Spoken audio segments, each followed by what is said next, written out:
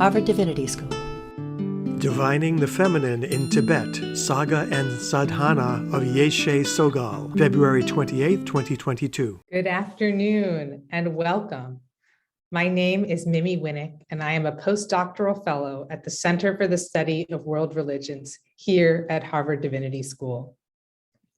Welcome to this afternoon's event, the fourth in a new series on the divine feminine and its discontents, and the first event in this series for spring of 2022.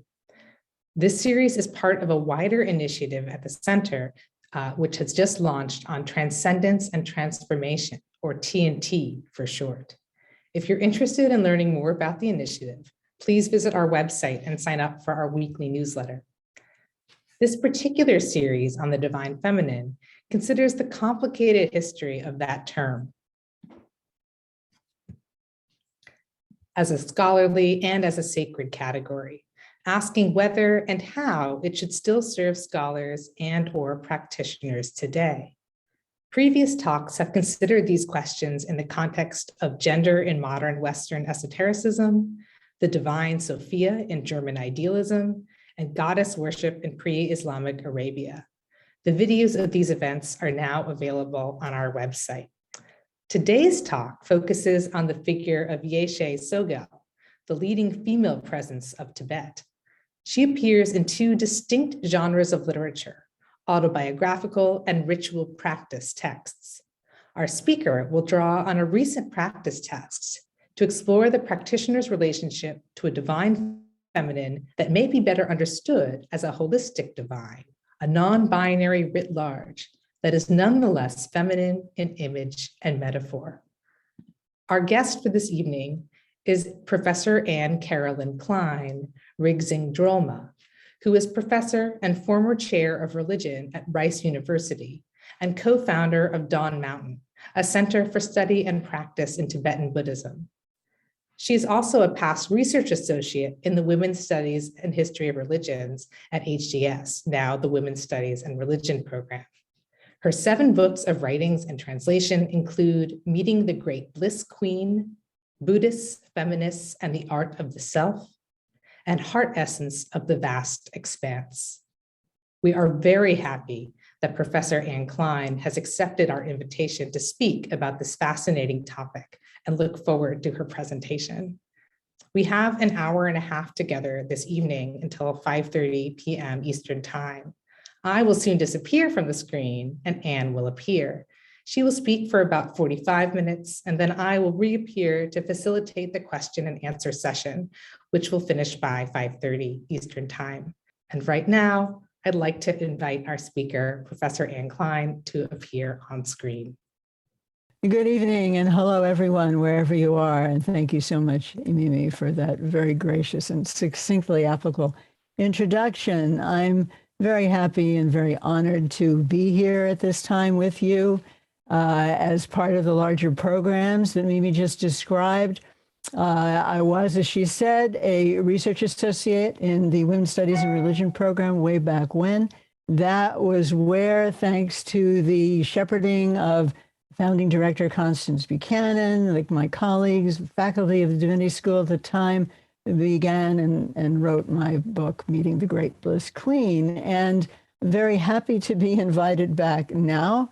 For the last 20 years or so, I have come back again recently to Yeshe Tsogyal, and just at that moment, I received this information looking at Yeshe Tsogyal in a different guise, in a different way, for a little bit of different purpose, and I'm delighted to share that with you now. I'm interested in how such a practice comes to be, how it functions. I'm also interested in what makes Yeshe Tsogyal feminine, what makes her divine, and what might this have to do with a thinning out of the apparent difference between the divine and the ordinary, which is actually a central theme of many practices in Tibet, and certainly this one. In the end, I'll suggest that her divinity is vibrantly connected with a state of all-inclusive wholeness, which she embodies and transmits. My training is primarily in the Buddhisms of Tibet and India, and my education, in addition to the academy, includes decades of close study and conversation in their language with Tibetan scholars, meditation masters, revealers of texts, such as the one who revealed the text I will be talking about here. These traditions, these Tibetan traditions, have deep roots in India and offer a variety of ways to engage with the feminine. Recognizing this, I am inspired to understand what implications Tibetan expressions of a feminine divine have for contemporary interests, even as I explicitly reckon with Tibet's own highly articulate and ancient perspectives. In particular today, one potential conundrum: the overall orientation of Mahayana, and particularly its more esoteric expressions, such as a practice of Yeshe Tsogyal, is non-dualistic, is unbinary, is transcendent of the usual polarities that we organize our lives around. And at the same time, it emphasizes female imaging and also valorizes the fluidity between male and female. All of these things are going on, I hope to show you, in the sadhana. Yeshe Tsogyal, as Mimi said, is the most famous female Buddha of the Tibetan landscape. Her autobiographies tell the story of a woman caught in painfully familiar ways between marriage and parental mandate and a culture that wants her to have a life that's fundamentally not the life she wants. She is also the central figure in the sadhana, or practice text, that we will be looking at, a liturgy which does not give her an explicitly human narrative. So Saga and Sadhana look at different aspects of Yeshe Tsogyal, and I'm also interested, briefly at least, to put these in conversation with each other, because they also each offer a different lens on the feminine, and they also, this conversation between Saga and Sadhana, as well as within the sadhana itself, highlights, I think, the porous nature of many of the boundaries that we live by between ordinary and divine, subject and object, and the duality imposed on understandings of gender itself. Again, Yeshe Tsogyal's autobiographies tell an idealized woman's life. Idealized woman, but a difficult life. The very human suffering she encounters precisely because she is spiritually talented, beautiful, highborn, widely desired. The meditative ritual, the sadhana centered on her, on the other hand, focuses on the practitioner's relationship with her, which is to say, the practitioner's relationship with her own divine nature, his or her, or trans, wherever one is on the gender spectrum. The sadhana is about one's relationship with one's own divine nature. So it celebrates a female divine while also revealing that the divine is by no means limited to the female or the feminine. A sadhana, what is a sadhana? It's a poetic song or chant that guides one through what Pierre Hadot would call spiritual exercises. Tibetan sadhana is a genre that captures with utmost economy essential Buddhist logos and mythos, philosophy and poetics, sound and silence. One phrase of a sadhana can synthesize centuries of Indian and Tibetan reflection, making its rhythmic lines an echo chamber for millennia of inspired textual traditions. The term sadhana comes from the Sanskrit root sadhu, meaning go straight to the goal. And Indian sadhana, as in Tibet, is understood as a direct means for awakening, a means that involves both repetition, one does it over and over and over again, each time anew, and also it involves a certain precision of attention. Sadhana speech, eloquent as it is, encompasses more than cognitive discourse, and this, in fact, is crucial to how it addresses the mistaken privileging, or really addiction to, dualistic perspectives.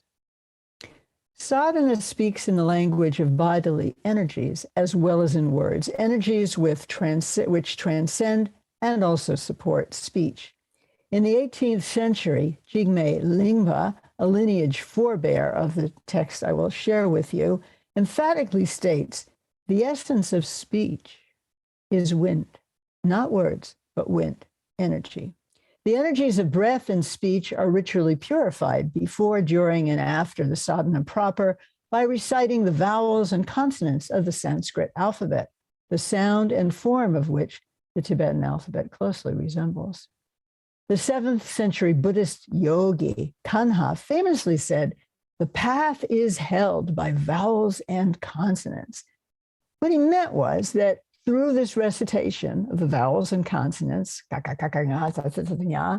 this does something to the energy in the body, gathering the energies into the center of the belly, actually, which is a place, according to Tibetan embryology and physiology, not just Tibetan, also Indian, in the center of the deep belly. This is where one can have an energetic support for wisdom.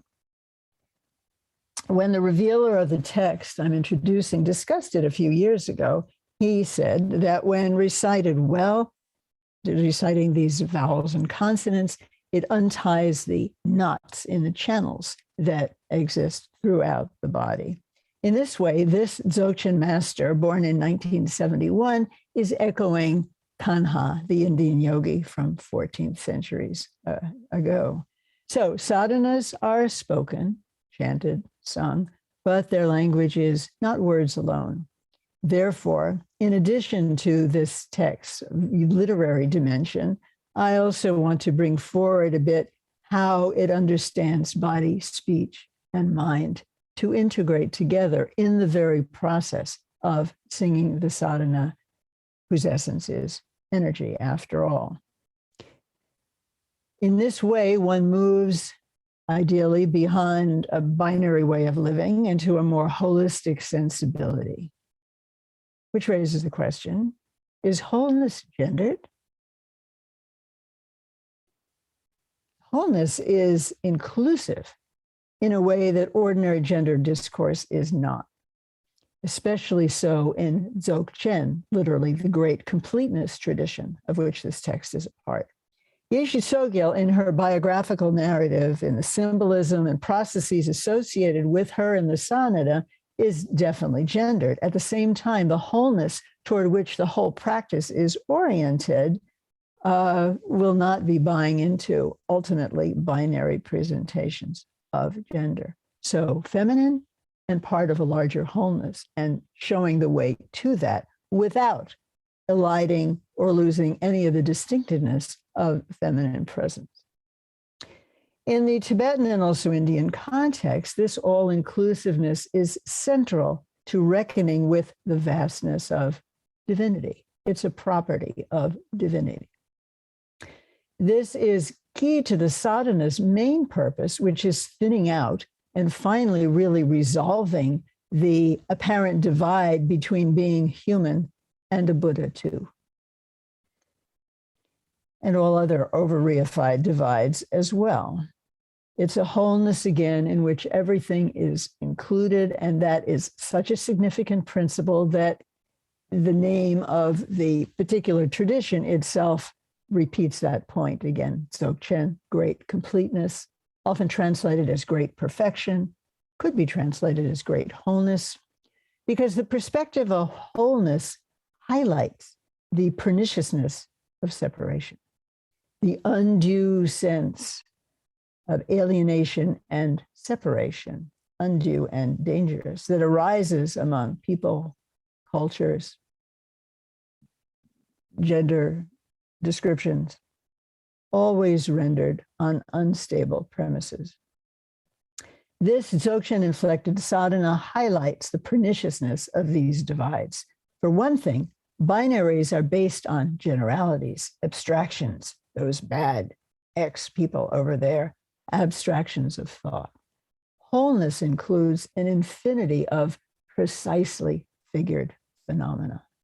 Distinctiveness doesn't fade through recognition of wholeness.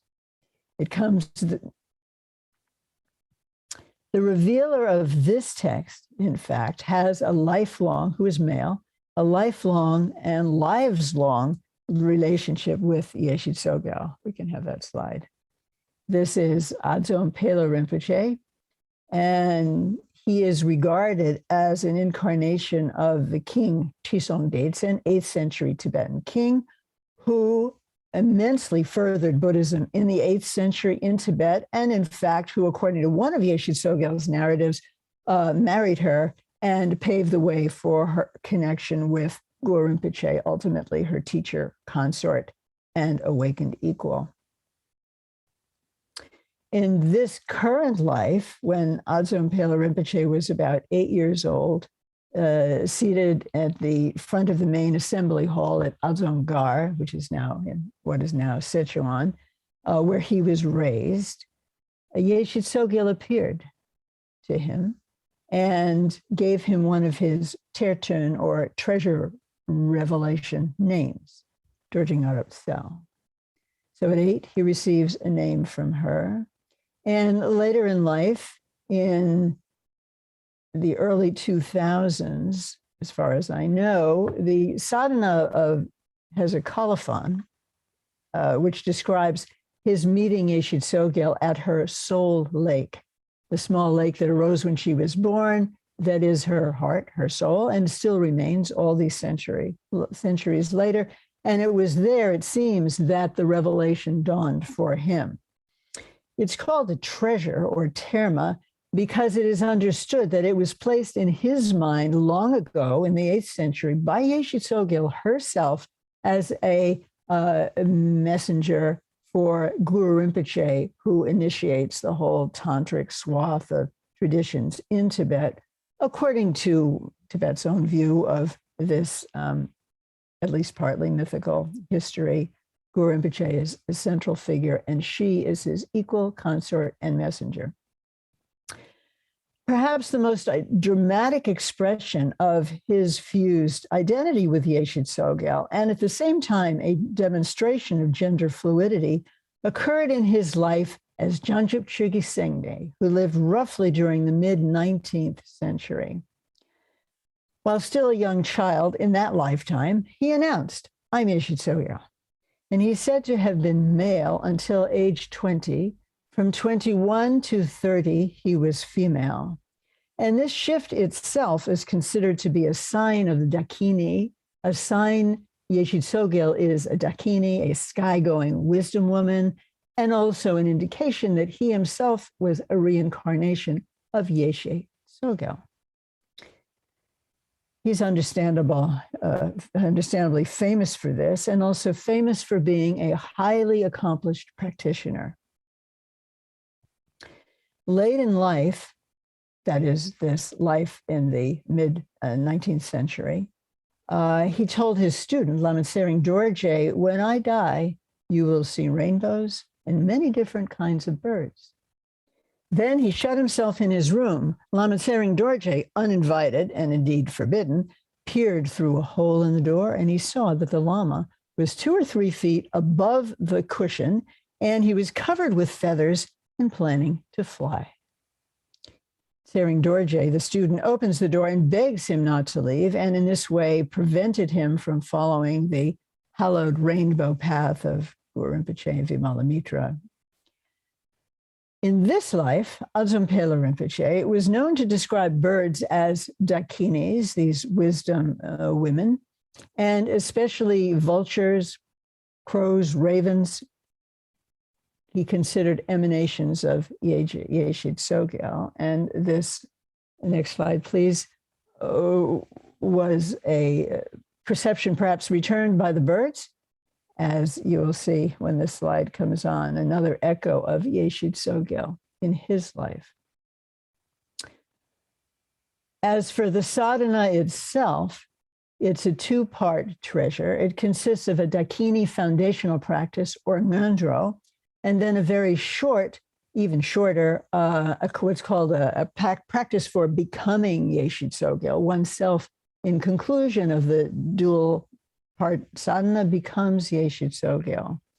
While tantric in form, next slide, please, the practice is thoroughly imbued with a Dzogchen orientation.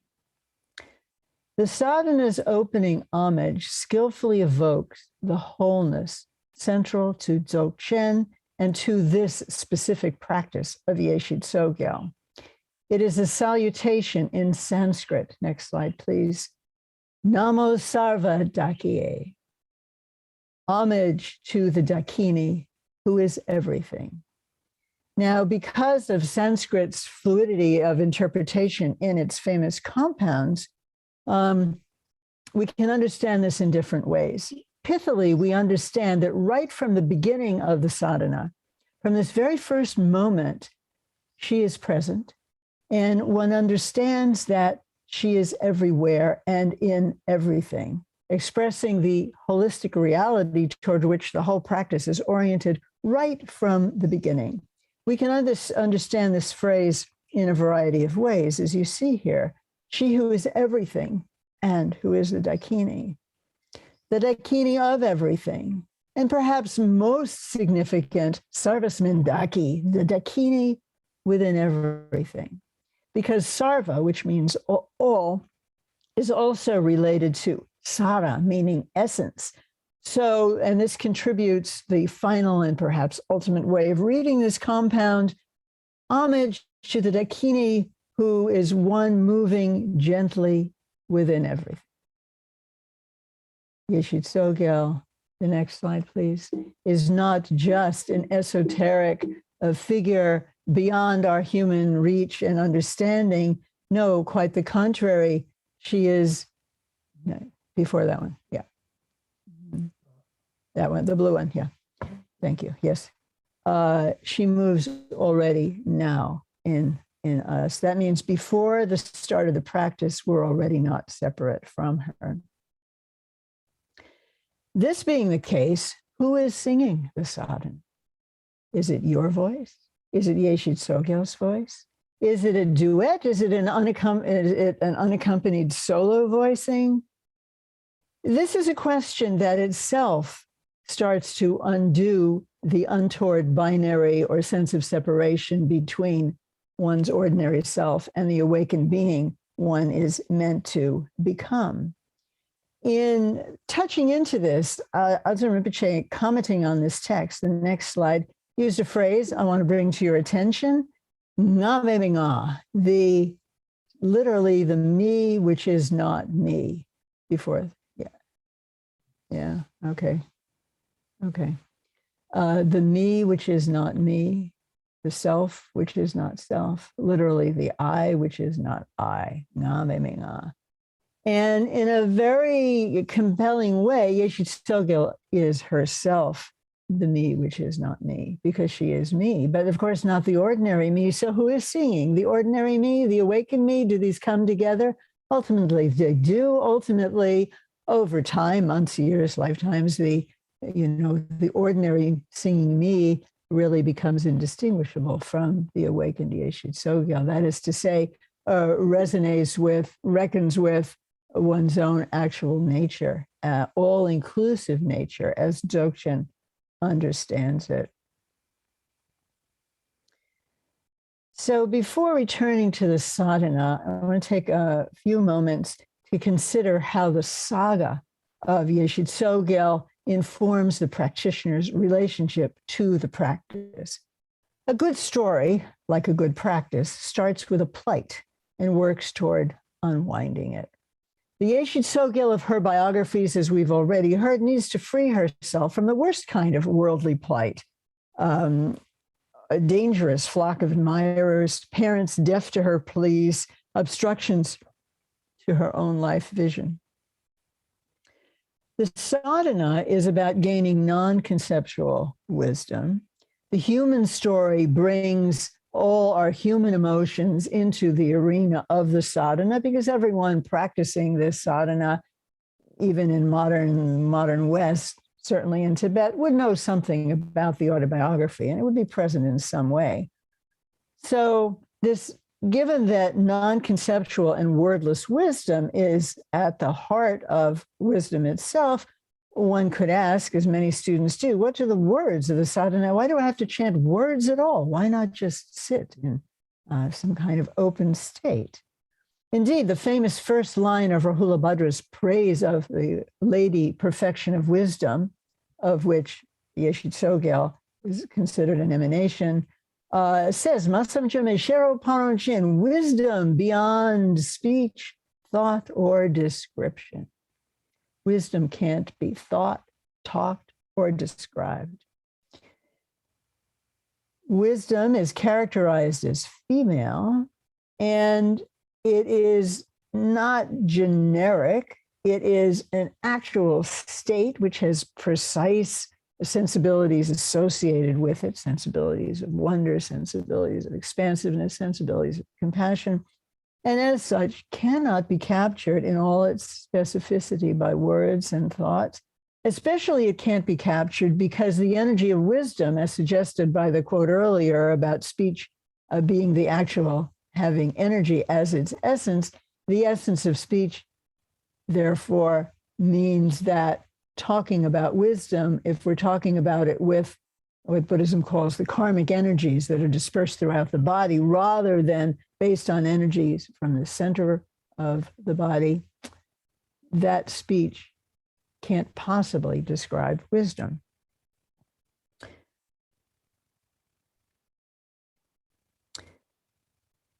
Energy, or wind, prana, as it can also be translated air, is an element. It's one of the 5 elements. All movement involves wind, including the movement from ignorance to wisdom. As one of the 5 elements, there is also, these elements themselves are dakinis, because an element is literally that which has arisen. That's what the Sanskrit, the Jungmoy and the Tibetan Bhuta means, that which has arisen. It just arises. And at its most subtle, even the element earth is actually sound and light, and embodied in the presence of the earth, the dakini. All of the elements are dakinis, and here you see an imaging of the 5 earth elements as dakinis, female wisdom figures who constantly move, who fly through the vast expanse, the empty source realm, the Dharma Dhatu, the world womb that is their own wisdom nature.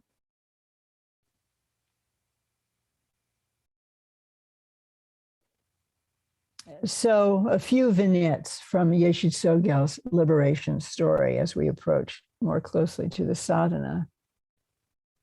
As I said, a good story starts with a plight. We've seen there are many plights central to the 2 Yeshe Tsogyal autobiographies that have been translated into English.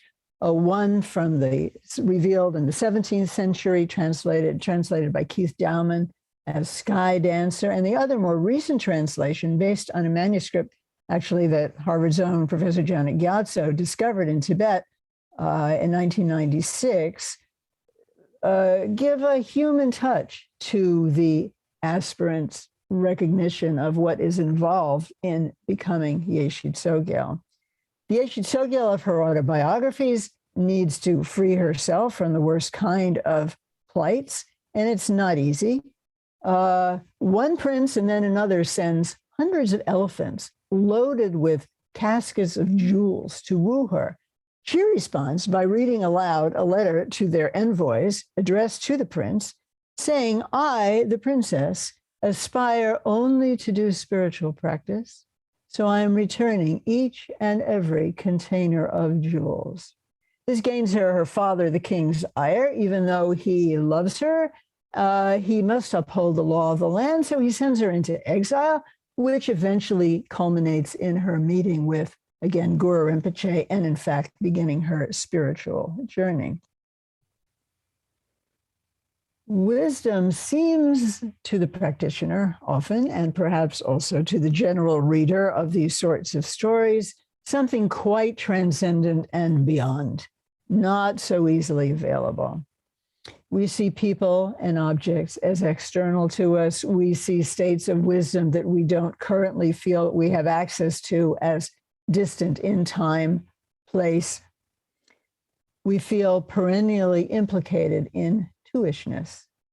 From Dzogchen's perspective, this means we have forgotten the wholeness that we are and that we can learn to see. The Yeshe Tsogyal of the Sādhana, as I mentioned, has no human story. From the first, she possesses the full 3 dimensions of awakening, known as the Buddha bodies, emptiness, luminosity, and responsiveness, compassionate responsiveness to the world. She doesn't look like her human form emanation. Next slide, please. Slide 11, described in her autobiographies. You'll see what that looks like in a minute. Slide 11. Okay, this is the slide of her in a chuba. Yes, this one. Thank you. She's often depicted like this, more or less the Yeshe Tsogyal of her autobiographies. The plight or challenge animating the sadhanas is the practitioners to recognize everything whatsoever, however appalling or appealing to the senses, recognizing that it emerges from and dissolves into the source realm, the ultimate world womb, the Dharma Dhatu, of which Yeshe Tsogyal is also an expression. This is also understood as one's own Buddha nature. It is the groundless ground of everything, and also really not anything, but makes everything possible. In the sadhana, next slide, with the white and the red figures, Yeshe Tsogyal herself is again an expression of this Dharma Dhatu, this reality. In her appearance as Yeshe Tsogyal, the Great Bliss Queen, which is what I focused on when I was back in the day in the center and in the Women's Studies program, she is red. Her title, her name is Yeshe Tsogyal. Her title is the Great Bliss Queen, passionately compassionate to serve the world. In the current sadhana and in many Yeshe Tsogyal sadhanas, really the Yeshe Tsogyal, the Great Bliss Queen sadhana is a bit of an exception. In many, to my knowledge, Yeshe Tsogyal sadhanas, she is white, as she is in this one.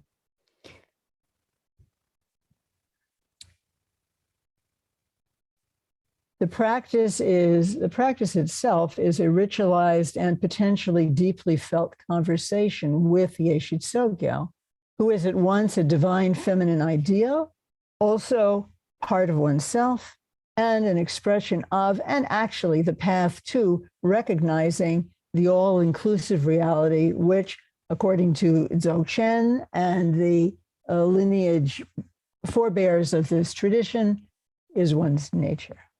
One has never been separate. So in the sadhana, in effect, one is singing to or as Yeshe Tsogyal, or to the part of oneself that yearns to recognize that one is what she is, a womb of the world. This kind of conversation is, in fact, an epic dimension in ancient and contemporary apparitions of Yeshe Tsogyal. The great 20th century scholar practitioner Sarah Kundrow was regarded as a dakini, and she was considered in her lifetime an incarnation of Yeshe Tsogyal. And in her own autobiography, luminously introduced to us by Sarah Jacoby in Love and Liberation, she writes of her numerous visions of and conversations with Yeshe Tsogyal, asking and receiving advice. So are these encounters between two people? Is this a conversation between two parts of the same person? Or, as believers in reincarnation would have it, between beings who actually exist along the same continuum? We can ask the same about the sadhana practitioners' interaction with Yeshe Tsogyal. Both participate in the song that is the sadhana, and they are joined by other voices of Dzogchen from an earlier time. From a Tibetan perspective, this is as it should be, the lineage connecting each practitioner with the ultimate source of Dzogchen. The reality of their own mind is shining through. Engagement with Yeshe Tsogyal practices thrives on conviction in Buddha nature, in the fact, from the perspective of the tradition, that one already has the capacity to be awakened, and that there is awakening gently moving through the whole of one's experience, even right now. Longchen Rabchan, 14th century, most brilliant architect of Dzogchen in Tibet, quotes Asanga, 5th century India, who says, if you didn't have this crucial Buddha element, you wouldn't be sufficiently dissatisfied with the suffering of this world or sufficiently inspired to engage in a sadhana like a Yeshe Tsogyal practice. If you didn't know, if you didn't somehow recognize, if you weren't told that this actually is already here, you would just feel, well, you have to put up with the world the way it is. You would feel, I can't possibly do this.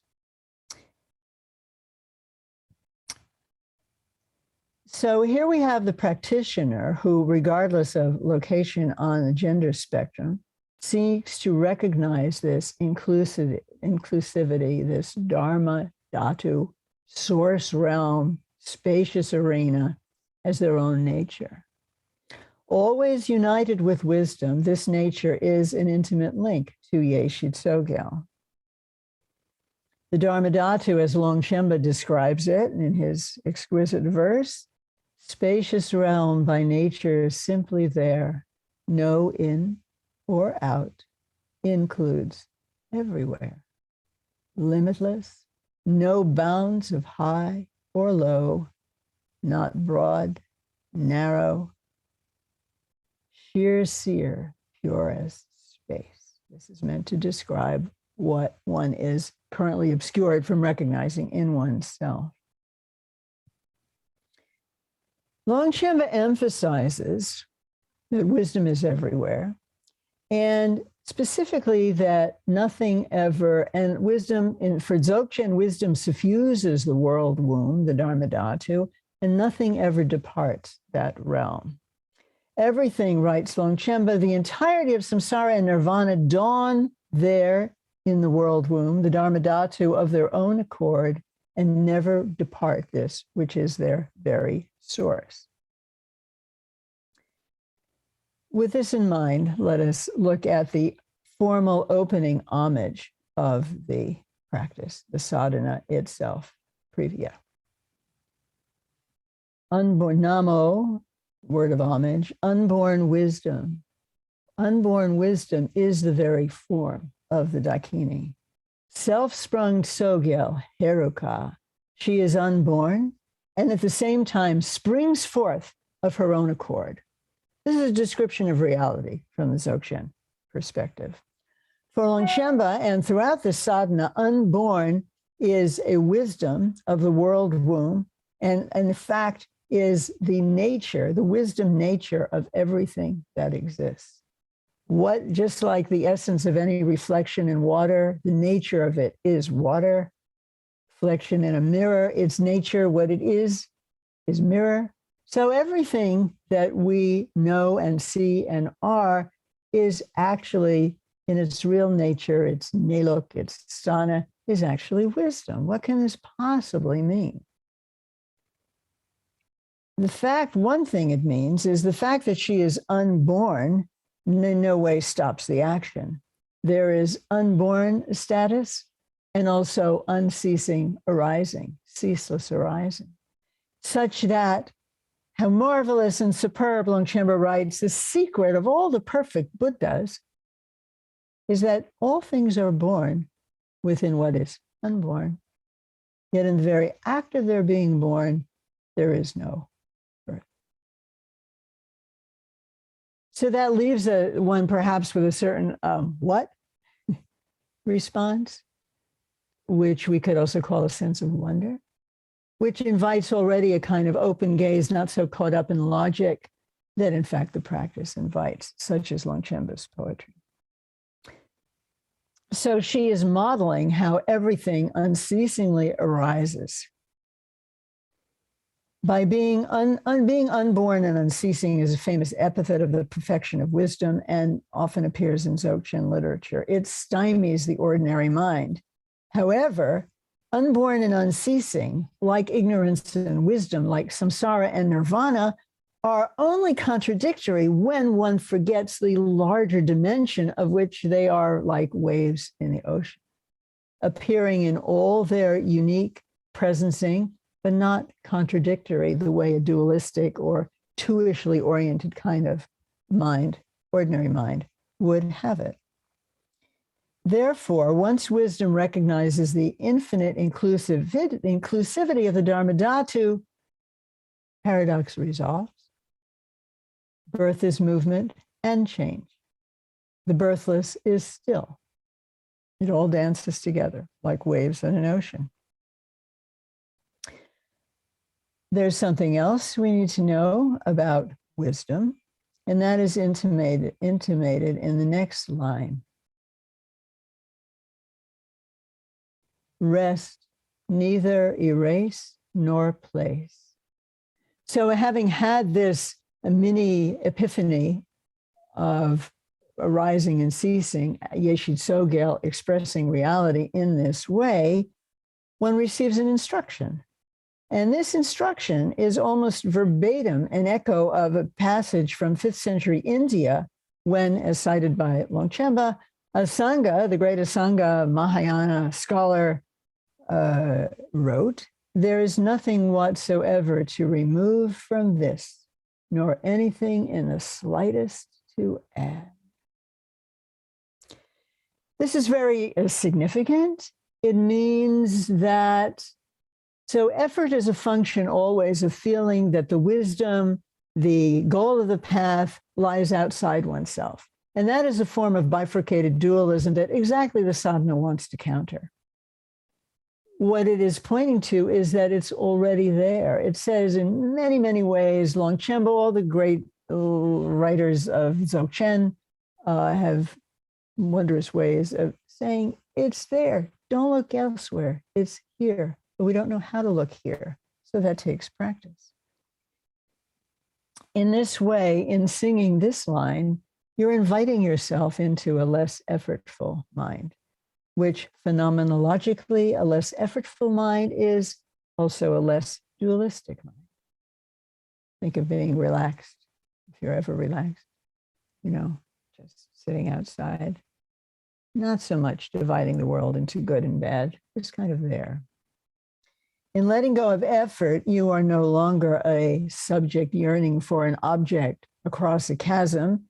You're easing your way toward recognizing your own being right here, just as it is.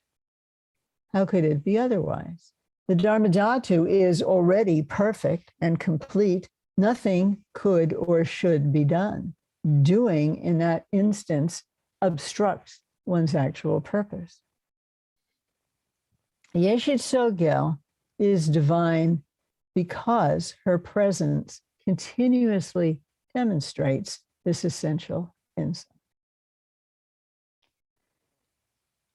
Longchenpa cites a verse from the Dzogchen Tantra, the all-creating majesty, Gunche Gyalba, which is kind of the theme song for the practitioner, easier sung than realized. Nothing hinders waking more than remaining unaware of what is already there, right there, without fuss or restraint. The stages of practice leading up to this point have involved a great deal of effortful and also subtle doing, practices for training body, speech, and mind. But when it comes to the way things are, wisdom, rest, ease, and enormous trust are what make possible the recognition of what this is. Rest, the rest that's invited here in this third line, is an organism's way of recognizing that indeed there isn't anywhere else to go.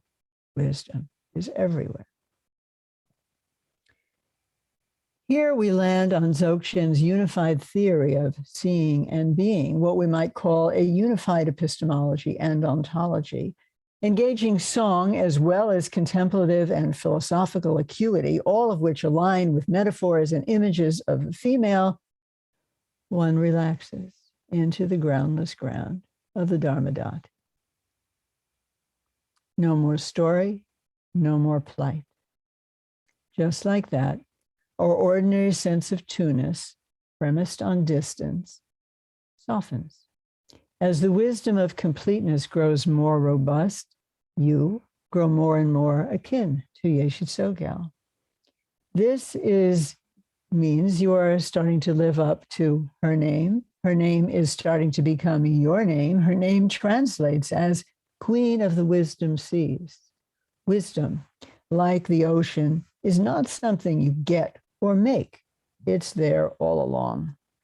In this way, binarial barriers of all kinds soften, including gender binaries, including the related binaries of me and you. In these ways, a masculine subject looking from a seat of power at an objectified feminine can potentially cede its place as a governing structure of experience.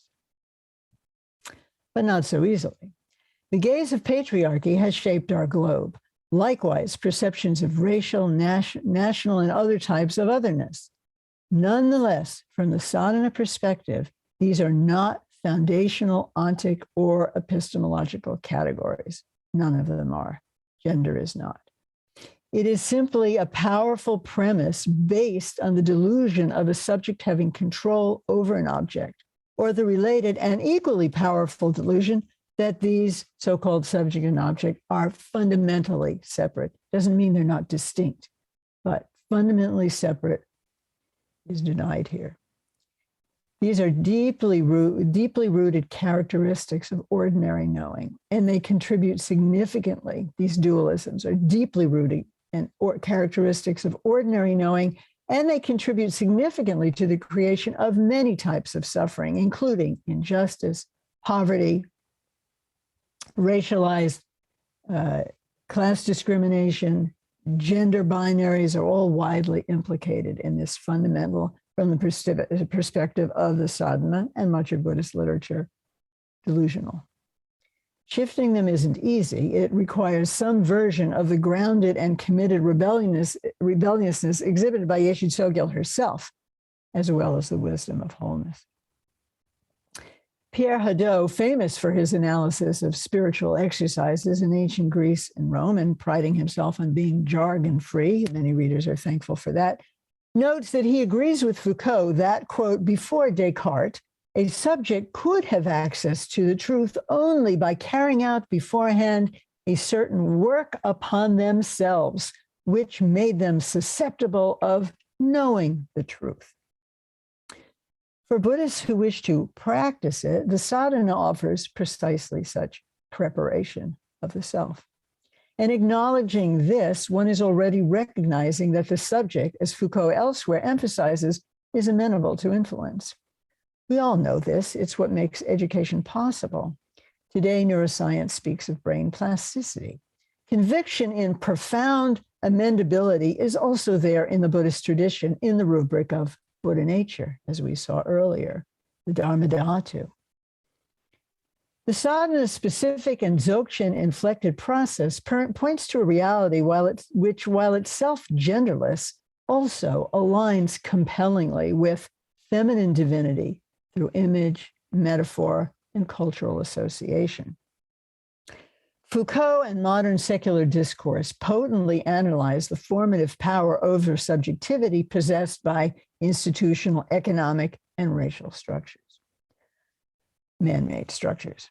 Our sadhana and its cultural context are largely silent on such matters, but brilliantly lucid on the types of inner preparation that can be helpful in alleviating them. Let me pause on the word helpful here. Sadhana practice is neither the only way to alleviate such structures, nor will it necessarily do so on its own. However, it does seem to have meaningful potential to align us with inclusive social norms and eco-interdependence to inclusive racial as well as gender diversities. that potential increases exponentially when taking up such practices with a conscious intent that getting free of the blinders to one's real nature will also bring skill and energy for contemporary calls to social and environmental justice, for example. From the sadhana's own perspective, all this depends not only on the kinds of power or institutional structures to which Foucault calls attention, but also, and very importantly, on the understanding that more is going on than one's mind being amenable to change, important as that is. The mind, in this Buddhist view, not only comes to have or know something through learning, but right already is something which needs no change. Hence, as this third line emphasizes, there is nothing to do when it comes to this real nature, the energy which is also the essence of speech, there's nothing to do. Yeshe Tsogyal expresses and facilitates that isness. Connection to her facilitates it. She is clearly gendered female and yet neither enclosed in nor excluded through that nomenclature. She is not encumbered, limited to a feminine identity. Being unconditioned, in fact, is central to her divinity. It is her and our unborn nature. But that's only part of what she is.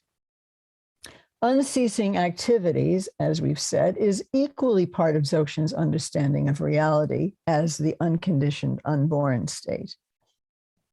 Dzogchen masters constantly remind us of this, lest we think that the groundless ground of Buddha nature is a world apart. Not at all. This, I believe, is a theme of TNT.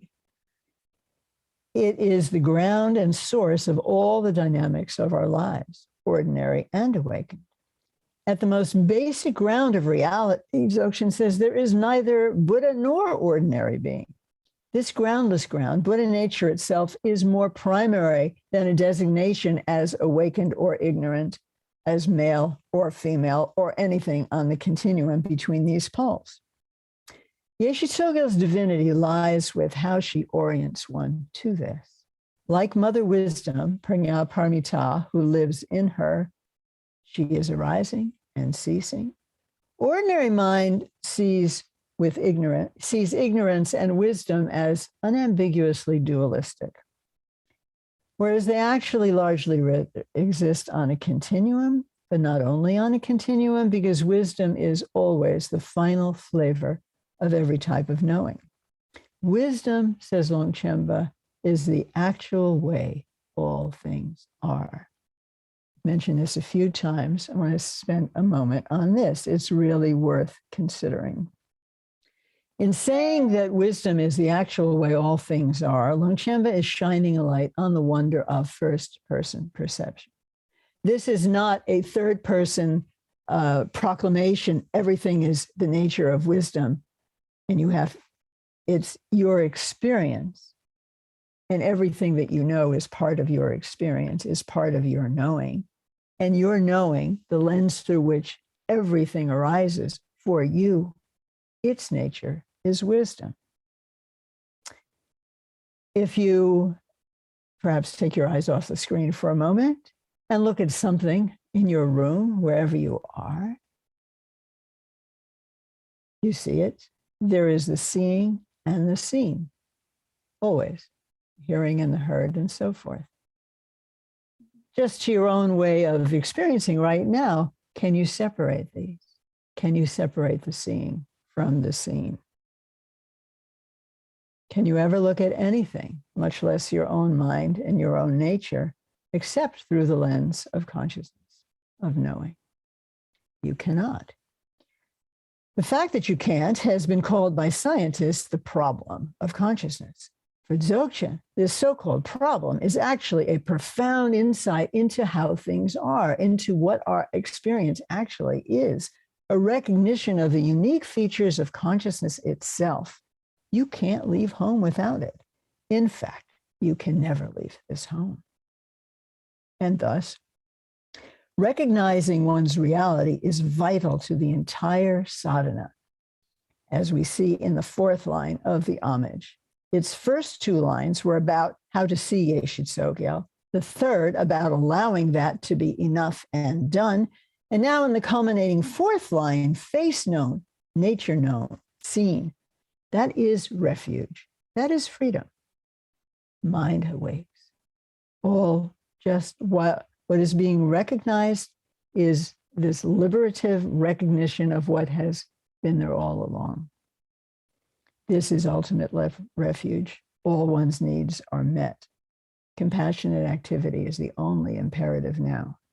The whole karmic narrative and purported goal of escaping samsara into nirvana, the plight which brought one to the sadhana, simply resolves, or at least approaches more nearly to its resolution. Within this state of resolution, however nascent or mature it might be, within this recognition, face known, one then continues with the rest of the practice. Again, a moment early in the practice when, in a sense, all is done. So relax, enjoy the ride through the rest of it. So in conclusion,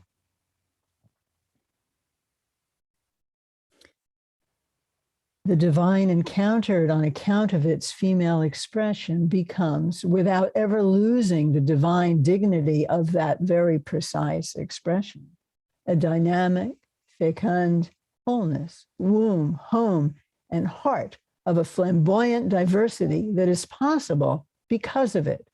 Mothers give birth to everything.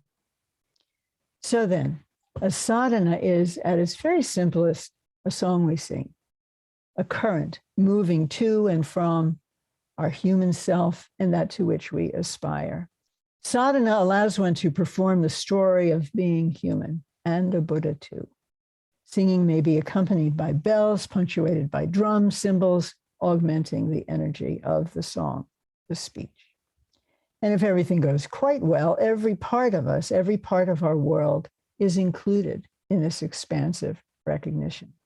Until then, it's a practice, a ritual, and by definition, as the great Sanskrit grammarian Patanjali said, a ritual needs to be repeated over and over until it can be done perfectly. That is, until you perform it as only a Buddha can.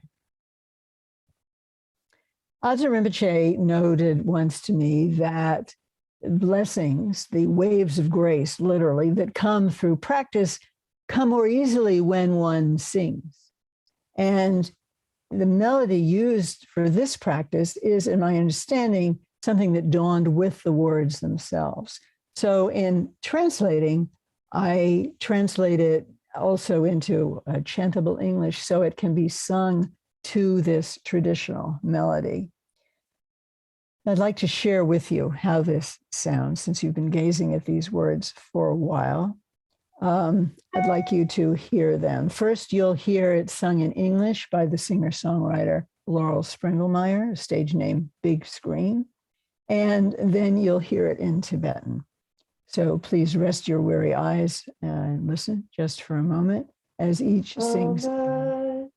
Unborn wisdom, dark is form, self-sprung Tsogyal Heruka, rest neither erase nor place, face known refuge, mind away.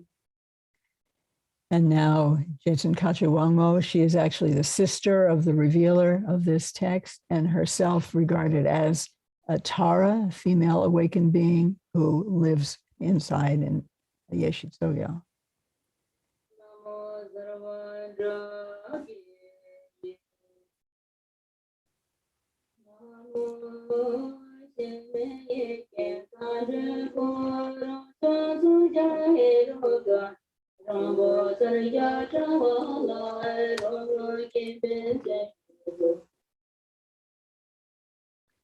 And final image is of Jetsun Kacha Wangmo herself, whose voice you just heard singing.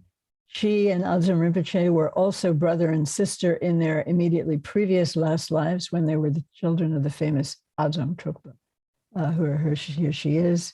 She is regarded as an emanation of Tara, as I said, and famously sings. She's sings at many major rituals in Tibet and learns the music from Asam Rinpoche when he has received it in vision.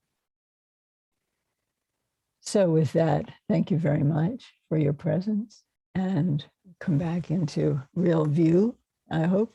And we are ready for the next phase that Mimi described earlier.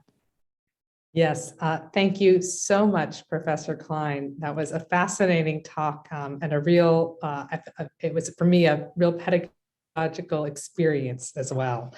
So thank you. Indeed, we are turning now to the question and answer session. And so some questions and comments have begun to come into the Q&A. So please keep using that. I'll be facilitating, but I'm going to take host's privilege to pose a question of my own to our speaker first. So Anne, you were talking about how this is work that for you kind of goes back to earlier work in your career. And I wanted to ask you actually about some of your earliest academic work, which you discussed briefly in an essay you wrote some time ago for the journal Hypatia, where you mentioned that mystical or ecstatic experience, which is the central concern of our Transcendence and Transformation seminar, has long been a part of your research, going back even to a dissertation you wrote about, quote, the relationship of hard intellectual work to mystical experience. And I wanted to ask you how have those two dynamics, hard intellectual work and mystical experience, shaped this project and your return to this figure of Yeshe Tsogyal. And I also wonder if the gendering of those practices, the intellectual rigor and the mystical experience in the American context in which you teach at Rice, where often the former is gendered sort of masculine and the latter gendered more feminine, if that sort of gender patterning has shaped your research. Oh, thank you, Mimi. You have really identified what I think of as a through thread of what I've been following, all these years. So one of the things, I'll skip around a bit to among your various points. Very early on, when I was first introduced to the Tibetan tradition, was actually University of Wisconsin, and the very famous in Tibet last abbot of Free Tantric College of Lower Lhasa came to University of Wisconsin, and he taught. That was when I first studied Buddhist philosophy, which I was really animated and inspired by. So that's just always been a very strong interest of mine. And then on weekends, for whoever wanted to come, he taught meditation. And he taught meditation on compassion. And so from the beginning of my connection with the Imic Tibetan tradition, the meditation, the mystery, the transcendent possibility was right there. We didn't talk about it in the philosophy class, at least then. But it was right there. There was practice, there was scholarship. And really a model that has impacted me greatly, and I think perhaps, now that you mention it, countered a bit the gendering of scholasticism and receptivity, in the academy that you mentioned. Studying with really those who are regarded as the greatest scholar of their generation, and having a chance to sit with them and read texts that they consider really difficult, not Sādhana texts, Madhyamaka philosophy text, and the kind of lack of breathiness, that kind of, I don't know, sharpshooting scholarship.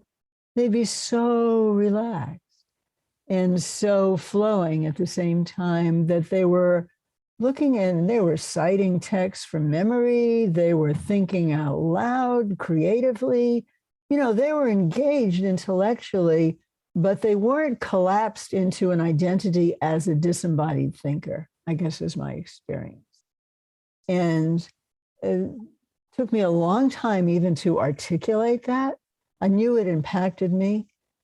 And so I was interested in that. I am interested in that. And I'm interested in the way, so I'm interested in the way that thinking alone is encumbering of one's energies. So if speech is in essence energy, and if that can't find expression through having some kind of inner state that resonates with the capacity of energy, which is to flow and move and be creative and so on, then there's something obstructive. And I'm just interested in how that works from all different kinds of perspectives. And coming back to the Yeshe Tsogyal practice, after my interest in the Great Bliss Queen, which was also, an exploration of dualism. And what I think is new for me here, a theme that I mentioned in talking just now, is that she is like quintessentially feminine, but that's not the long and short of her. She points to some much larger wholeness. And that seems to be really important. And it seems really to be important also the implied inclusivity of the trajectory between, quote, male and female and all the variabilities in life in general, in gender. And thank you for mentioning that article, which really is a short story embedded. I published it as a short story alone, and then thought to try to pull out some of its philosophical dimensions. And that was really when I tuned into the theme of wholeness. And that was a long time ago. And only now am I, and then a couple of books that I'm writing, and certainly this one, I'm kind of working on them simultaneously. Wholeness is a big theme. I think it's a very healing notion that is necessary in a world of increasingly conflicted boundaries. Thank you so much. That was a full and whole answer. So we've been getting some excellent questions and comments in the Q&A, so I'm going to turn to that now. Namita Herzl asks, would you please talk a bit more about the process of liberation within the saga of Yeshe Tsogyal? Why did she need to free herself? So that's a very interesting question, because you have opposite positions really in the biography, which is called an autobiography. She's in human form. Humans have problems. They will not be avoided. And she has to free herself at the level of the constrictions of her culture. That's really what the story is about. She's supposed to marry. She's a princess. She's married to the king. She's not supposed to be doing all this spiritual activity, but she does. She breaks free of her cultural constrictions. Now, as Yeshe Tsogyal, she, like all of us, have, Buddha nature, have wisdom as our ultimate reality, but she may not have fully recognized her potential if she had not been able to do these spiritual practices. Or like Buddha, who according to Mahayana Buddhism, was born a Buddha. He didn't become awakened under the Bodhi tree. That's a story to give us an inspiration and help us see what it would look like for an ordinary person, such as ourselves, to move along a trajectory that just opens up into a different dimension, that you can start here, and where else can you start, and move into this other dimension, only to discover that it's always been within you. So in the sadhana, the plight is the practitioner's. She doesn't need to free herself. In the sadhana, she embodies what you are seeking to accomplish. And, sometimes there's a question of, yes, but here I am, a woman in this century, in this culture, in this world. There's a lot of in pain and suffering associated with that. How does that relate to the sadhana? And I think that's a question that every individual will resolve. I do think, though, that it's important that the biographies give you this dimension of female and human suffering that absolutely needs to be addressed. In the sadhana, though, she's the embodiment of freedom. We're the ones who are trying to recognize, you might say, the Yeshe Tsogyal within us. And part of the power of the sadhana is, for me, is its way of echoing ancient literatures. And part of what I am doing also is showing, I indicated a very few such echoes, but there are many. They really, a single line talking about unborn pulls together a lot of descriptions about one's own experience, which phenomenologically one can access, maybe not always through logic. And the sadhana kind of takes you through different phases, different aspects of that state of wisdom to, if I can't recognize it from here, maybe I can recognize it through making an offering or through imagining myself as Yeshe Tsogyal or through letting my body feel like it's light, because the body actually holds a lot of, habit patterns of ordinariness. So there are many ways in the practice that one can begin to loosen the binds of ordinariness, which is not one's real nature. One is told again and again. And I think important to say it takes time. And that's why I mentioned Kanha's and Patanjali's emphasis. It's got to be repeated a lot. Repetition is a really important part of sadhana practice. And I think it's something that doesn't always sit well with modernity. We're in a rush. We've done something once, it's done. I hope that addresses your question. It's a very interesting question. Thank you. Another question, this one from a colleague on Transcendence and Transformation, Hadi Fikuri, who thanks you for the talk and asks, what is the symbolic significance of the nakedness and arguably erotic appeal in the iconography of Yeshe Tsogyal that we saw in the slides to your talk? And he notes, rather than attenuating gender-specific attributes, as one might perhaps in a figure representing non-dualisms, these attributes seem to be amplified, emphasized. So kind of how does this relate to this question of wholeness, the non-binary, that also includes the feminine? Yeah, another great question. Thank you. Yes, it is amplified. The femininity, so to speak, is amplified. And for me, it seems to heighten the, I started out saying there's kind of a conundrum here, because on the one hand, she's feminine. And now, as you say, she's really feminine. And on the other hand, what ultimately is being pointed to is beyond the feminine.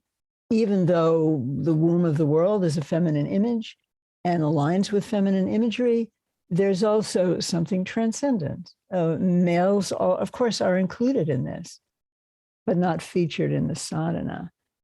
So at least for modern sensibility, I feel that her great femininity partly reminds me, at least, of how when expanding into wholeness, you don't lose precision of detail.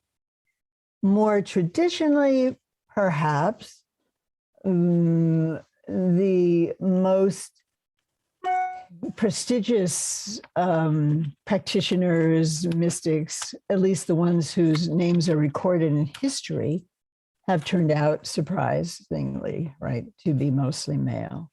And so surely there's a component of the male erotic gaze being fascinated by easily paying attention to this feminine beauty. The ultimate, there's energy in it, there's fire in it. One needs a certain kind of fire for practice.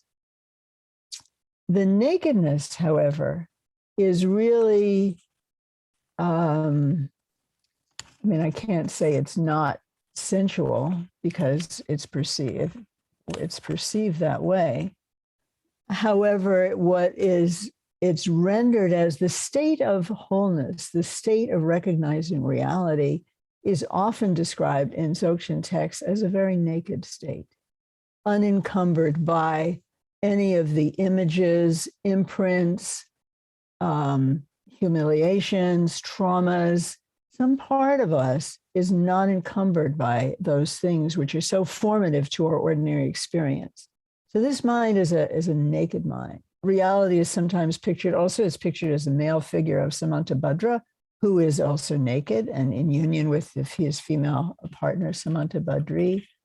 So on the one hand, there is an appeal perhaps to what is, a beauty. There's an energy in seeing something that is considered aesthetically divine, which is how this is regarded.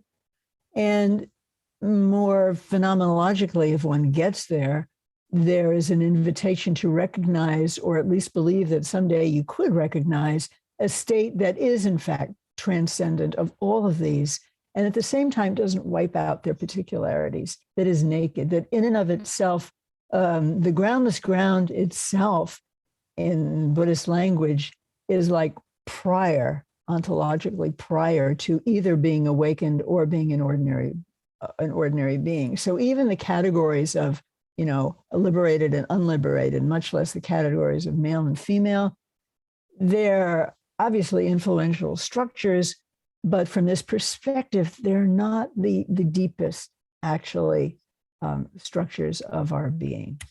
So those, play out in that way. Did I? Thank you. Thank you. Thank you for that. All of these are things I'll think about more also. Yeah. Appreciate And it. here's potentially a more challenging, or a particularly challenging question from an anonymous attendee. Yeshe Tsogyal was a student and sexual consort. How do we understand such a relationship and the power dynamics in light of accusations of sexual abuse of Tibetan lamas towards female students in the modern day? Well, that's a hot button issue, isn't it? There is a world of, so I can talk about how it's looked at. I mean, I think we have two things in tension here, honestly. And part of why I wanted to bring together the Saga and the Sādhana was in one way to highlight that tension, and another way to say that there is implicitly, well, actually explicitly, there's recognition of these issues in the cultural context of this practice itself. I think that's really important. That in terms of the modern context, I don't think there's any justification there to be found, or is even claimed. Well, it's probably claimed by some, for some of the events that have occurred in recent time that are familiar to many people. That is the, the perniciousness of unequal power relations, is recognized in her biography itself, you could say. So you take that recognition. This is ideally, somebody who's got a traumatic sexual history around these maybe has to do other kinds of work. I actually believe that because I know this is true for some. At the same time, she overcomes all of these things. She herself is not traumatized. She herself arises just as one, in principle, maybe take decades, could also arise from these binds. So Yeshe Tsogyal is herself also awakened. She is Guru Rinpoche's equal in that sense. She participates with him. They're a couple. He has these revelations, she conveys them. The whole Dzogchen tradition owes its existence in Tibet to her.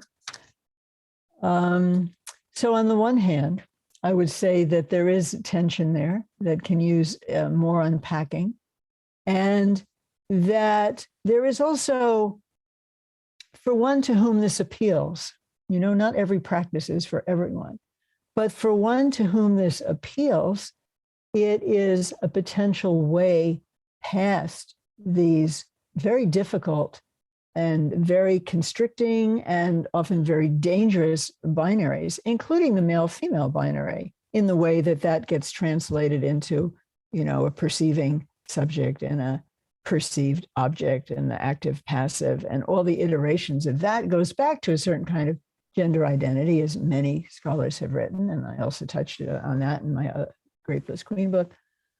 But what I'm also very interested in, just by way of disposition, and because I care a lot about phenomenology of practice, the epistemology of practice. I'm interested in and moved by the case made for the actual possibility of loosening those bonds for oneself and the impact that that could have on a larger society, or at least one's own immediate cohort. Thank you for bringing that up. If you want to, those of you whose questions, none of which I'm sure are completely responded, I'd be very happy if you'd like to be in communication, because I'm thinking about this actively now also, and I appreciate very much your inquiries. Yeah, that active thinking is apparent, and such a pleasure here. So thank you. I think we have time for one or two more questions. So now a brief question that may have a more expansive answer. Another anonymous attendee asks, how has Yeshe Tsogyal influenced female practitioners in Tibet in particular? We only know, or at least I only know so much. But for example, if you haven't read Love and Liberation, Sarah Jacoby's study of the life and writings of Sarah Kondro, I'll put her name in the chat, but you'll find the book, Love and Liberation. Her whole life was governed by her discussions with Yeshe Tsogyal. Understand, she's also considered an emanation of Yeshe Tsogyal, but in some sense, given that the dakini moves in everything, so are we all, if we wish to look at that part of her identity. So she has conversations with Yeshe Tsogyal, which are crucial in her making decisions about what she will do in her life.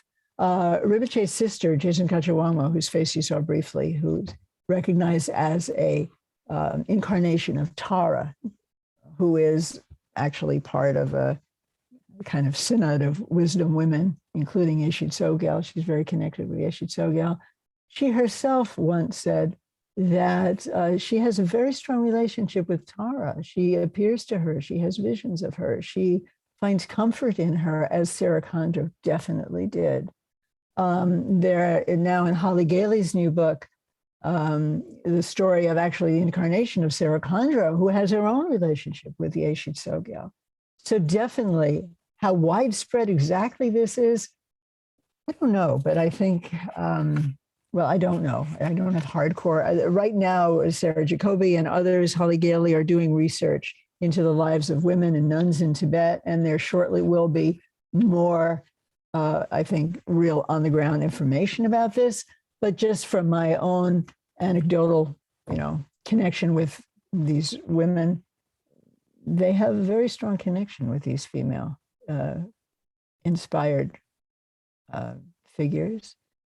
And in a volume that Connie Buchanan and Chrissy Atkinson and Margaret Miles put together for my kind of generation of women's studies research associates, I wrote an article called Primordial Purity in Everyday Life, and just kind of recognizing how the fact of primordial purity and, divine women, I think, as we all know, doesn't automatically translate into women having their appropriate recognition in social context. Thank you. I think, great question. Yeah. Yeah, so many great questions, and we won't get to all of them, so I apologize, but I assure you that Anne will be receiving all your questions in text form tomorrow, I think, or later this week. Sure. We may have time for just one more question, and possibly I'll try to pick a shorter one. Is there anything? Yeah. So another attendee asks, is there anything more you can say about Adzon Rinpoche's past life as male until the age of 20, and then as female for, I think, 9 years, as well as any special implications of the calling of Yeshe Tsogyal Heruka in the Sadhana? I'll start with the second one because it's easier. The Heruka is actually usually means a fierce deity. And to my knowledge, I haven't seen it used as an epithet of a female figure before. So that's interesting. He glosses that as referring to the three Buddhakayas, if you're familiar with the three bodies of any awakened being, which is essentially their emptiness, their luminosity, and their responsive, compassionate emanation. So that's the meaning of Herika in this context. It's quite glorious to hear her called a Herika. That story that I related to you was told to me by a relative of his. I do not know of yet, anyway, any textual reference to it. I'm also quite interested in it. But I do know that in a chant that was recorded by Jason Kachawangmo some years ago, there's a text which lists all of the previous incarnations of Anson Rinpoche, which, as I mentioned, includes Chisong Detsen, includes also Jigme Lingpa, and also includes Chandra Simbe Chigisenge. He's in his litany of previous lives. Well, thank you so much. And thank you again for this fascinating talk and discussion. We have just hit our 5:30 end time. So again, I assure you that all of the remaining questions will be passed on to our speaker, and this event, the video of this event will be posted to the Center for the Study of World Religions events page in the coming weeks. So thank you again so very much. Thank you, Mimi. Thank you for all your gracious hosting and for mentioning that article, which hardly anybody ever mentions, which I'm particularly fond of, actually. Thank you very much, and thank you all for listening. And hey, thanks to the Women's Studies program. What a glorious gift, and also to the center, which has always had such a profound relationship with it. I'm very grateful. Sponsor, Center for the Study of World Religions. Copyright 2022, the President and Fellows of Harvard College.